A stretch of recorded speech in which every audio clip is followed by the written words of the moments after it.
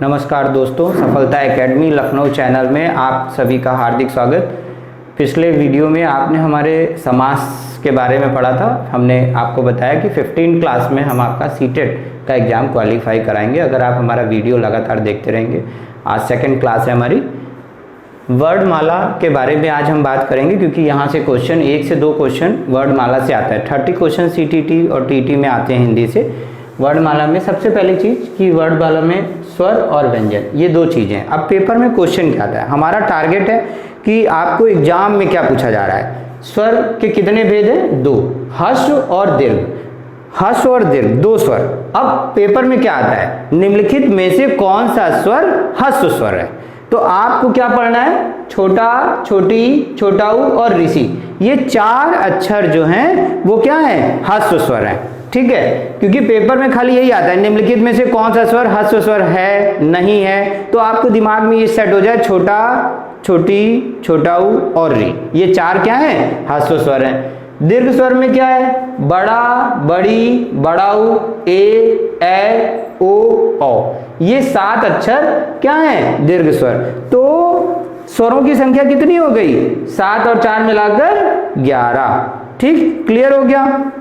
अब इधर आते हैं, देखिए व्यंजन में क्या है, व्यंजन कितने हैं, स्पर्श व्यंजन, अंतस्थ व्यंजन, ऊष्म व्यंजन, आगत व्यंजन, संयुक्त व्यंजन।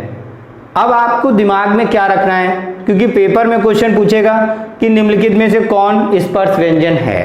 तो स्पर्श व्यंजन के लिए हमने क्या लिखा है, क वर्ग से प वर्ग तक।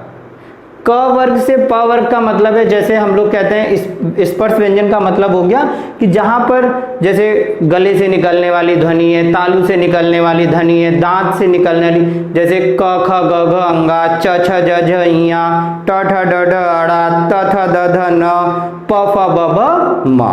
तो क वर्ग से प वर्ग तक कुल 25 अक्षर है। ड और ढ कुल स्पर्श व्यंजनों की संख्या कितनी हो गई, 27। क्लियर, क्योंकि आपको ये बात ध्यान रखनी है।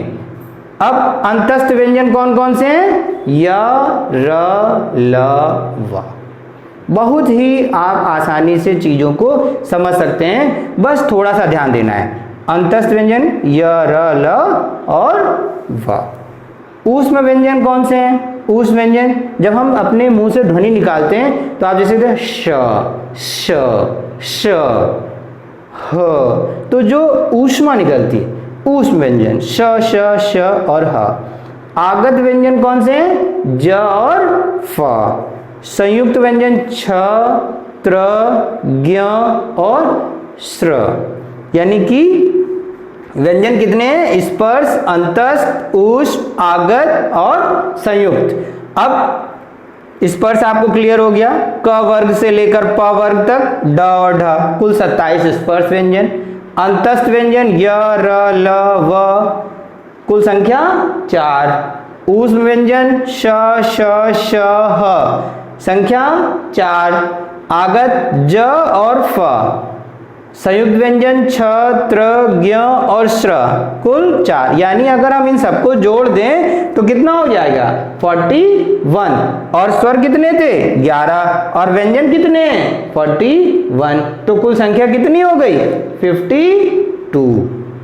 ठीक है, अब आपको ये बात ध्यान रखना है क्योंकि पेपर में क्वेश्चन बहुत बड़ा नहीं आता, सिर्फ वो बहुत सिंपल से पूछता है कि निम्नलिखित में से ह्रस्व स्वर कौन सा है, निम्नलिखित में से दीर्घ स्वर कौन सा है, निम्नलिखित में से अंतस्थ स्वर कौन सा है, या निम्नलिखित में से ऊष्म स्वर कौन सा है। तो हिंदी के पेपर में आपको 30 में 30 मार्क्स मिल सकते हैं। बस केवल आपको इतना ही ध्यान रखना है, कंसंट्रेट करना है कि हम कैसे पहचाने कि ये ह्रस्व स्वर है, ये दीर्घ स्वर है, या इन 5 व्यंजनों को हम कैसे पहचानें। और वो ट्रिक भी है। स्पर्श का मतलब ही है कि जितने भी हमारे तालू और जीभ के एक्टिविटीज से जो निकल रहे हैं वो सब स्पर्श में आते हैं। बहुत ही आसानी से आप चीजों को समझ सकते हैं।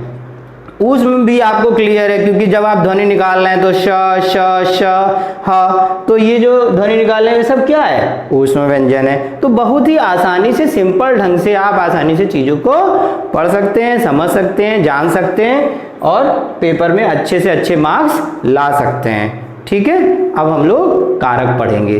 Thank you. दोस्तों, हमने आपको इसके पहले वर्णमाला पढ़ाया था। अब हम लोग कारक की बात करेंगे। कारक से पेपर में जो क्वेश्चन पूछा जाता है वो क्वेश्चन कैसे पूछा जा रहा है, कैसे उसमें क्वेश्चन आ रहे हैं, आपको कैसे याद करना है, क्योंकि लगातार टीटी, सीटीटी, लेखपाल तमामों एग्जाम्स में कारक के क्वेश्चन पूछे जा रहे हैं और आपके मन में बहुत से कन्फ्यूजन बने रहते हैं। तो सबसे पहले हमें क्या जानना है कि कारक के कितने भेद हैं। कारक के 8 भेद हैं। अब पेपर में क्वेश्चन क्या आ रहा है, हम लोग कैसे पढ़ते हैं, कर्ता ने, कर्म को, करण से, ऐसे नहीं याद करना है। हमको क्या करना है, लक्षण को ध्यान देना है। अगर आपको लक्षण क्लियर है तो चिन्ह एक बार आप भूल भी जाएंगे तो भी आप क्वेश्चन सही कर सकते हैं। जैसे सबसे पहले कर्ता, कर्ता के लिए लक्षण क्या बताया गया, जो काम करे। चिन्ह क्या है, ने। प्रेम शंकर ने पुस्तक पढ़ी, तो यानी काम किसने किया, प्रेम शंकर ने। तो इसका मतलब कर्ता कौन है, प्रेम शंकर है। तो इसका मतलब जो है ऐसे अगर क्वेश्चन आके अंडरलाइन कर दिया जाए तो आपको क्लियर हो जाएगा कि ये कर्ता है। कर्म के लिए क्या है, जिस पर क्रिया का फल पड़े, यानी कि जब कोई व्यक्ति काम करे तो उसका फल जिस पर पड़े। चिन्ह क्या है, को। राम ने रावण को मारा, तो राम ने रावण को मारा, यहां पर क्या हुआ, कर्म क्या है, राम ने रावण को मारा, तो को क्या है, कारक चिन्ह लगा। नेक्स्ट देखिए करण, जिस साधन के द्वारा काम हो। आपको रटना नहीं है, समझना है। जहां पर किसी काम को करने के लिए किसी साधन का प्रयोग किया जाए, अगर आप एक बार चिन्ह ना भी याद रखें तो भी आपको याद रहेगा। अगर कोई काम करने के लिए आपने साधन का प्रयोग किया तो वो क्या है, करण है। कैसे, जैसे हमने देखिए यहां लिखा है, प्रिंस ने लाठी से कुत्ते को मारा, तो यानी कि कुत्ते को मारने के लिए उसने किसका प्रयोग किया, लाठी का। अगर हम ये कहते, एक उदाहरण और हम आपको देते हैं, जैसे हमने कहा कि राम इलाहाबाद हवाई जहाज द्वारा गया, तो यहां पर क्या हुआ, जाने के लिए हमने साधन का प्रयोग किया। तो जहां पर साधन का प्रयोग होगा वहां पर तुरंत करण लग जाएगा। तो आपको सिर्फ इतना ध्यान रखना है कि जहां साधन आए वहां करण हो जाए। संप्रदान, नाम से ही क्लियर है। संप्रदान यानी जहां पर किसी भी चीज को देने की बात की जा रही है वो सब संप्रदान है। जैसे हमने यहां पे लिखा है, जिसके लिए कर्ता काम करे। चिन्ह में क्या लिखा है, के लिए, को। और उदाहरण क्या लिखा है, धर्मेन सीता के लिए फल लाया। तो जहां पर किसी भी चीज को देने की बात आए, गीता ने सीता को फल दिया, सोहन ने मोहन को किताब दिया, कोई भी चीज किसी को भी देने की बात आए यानी संप्रदान। क्लियर हो गया। आपादान, आपादान का मतलब क्या हमने लिखा है, जिससे कोई वस्तु अलग हो। जहां पर कोई वस्तु एक दूसरे से अलग हो वो क्या है, आपादान। चिन्ह क्या है, से।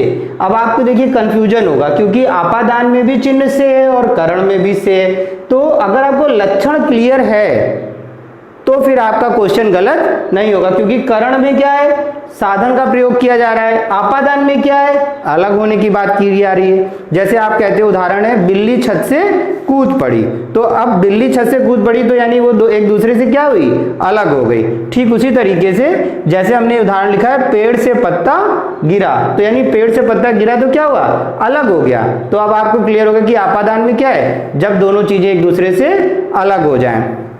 नेक्स्ट आता है आपका संबंध। संबंध का मतलब है जो दो शब्दों का संबंध जोड़े। तो दो शब्दों का संबंध, का, के, की, ना, ने, री, नी, इस तरह के जितने भी शब्द हैं। जैसे हमने उदाहरण दिया मुन्ना की माता, तो मुन्ना और माता को जोड़ने के लिए की का प्रयोग किया गया। तो इससे आपको ये क्लियर हो गया कि जहां पर दो शब्दों को जोड़ने में इन चिन्हों का प्रयोग किया जाए वहां पर क्या होगा, वहां पर संबंध होगा। अधिकरण में क्या होता है, जिसमें कर्ता काम करे। जहां पर कर्ता काम करेगा वहां पर क्या होगा, अधिकरण होगा। जैसे चिन्ह क्या है, ने पर, जैसे सोहन छत पर है, गीता घर में है, में पर होगा यहां पर, में और पर। ठीक, तो सोहन छत पर है, एक उदाहरण हमने आपको दिया अधिकरण के लिए। संबोधन में क्या होता है, जिससे किसी को बुलाया जाए। जैसे चिन्ह में क्या है, अरे, हे, ओ, रे, एक उदाहरण हमने लिखा है, हे मुनि आओ। तो आपको कारक चिन्हों को रटना नहीं है, क्या करना है, सिर्फ समझना है। कैसे, कर्ता में जो काम कर रहा है, कर्म में जिस पर क्रिया का फल पड़ रहा है, करण में क्या होता है, जब व्यक्ति किसी साधन का प्रयोग करके किसी चीज को करता है तो वो करण हो जाता है। संप्रदान, संप्रदान का मतलब आपने किसी चीज को किसी को दिया तो वो संप्रदान हो गया। आपादान, जिससे कोई वस्तु अलग हो, वो क्या है, आपादान है। संबंध में क्या होता है, जो दो शब्दों को आपस में जोड़े वो है संबंध। अधिकरण, जिसमें कर्ता काम करे वो अधिकरण है। तो बहुत ही आसानी से आप इस चार्ट के माध्यम से इसको आप पढ़ सकते हैं, बहुत ही आसानी से। अगर आप इसका चाहें तो स्क्रीनशॉट भी ले सकते हैं आसानी से। और अगर हमारा वीडियो आपको पसंद आए तो आप इसको लाइक और शेयर जरूर करें। ठीक, थैंक यू।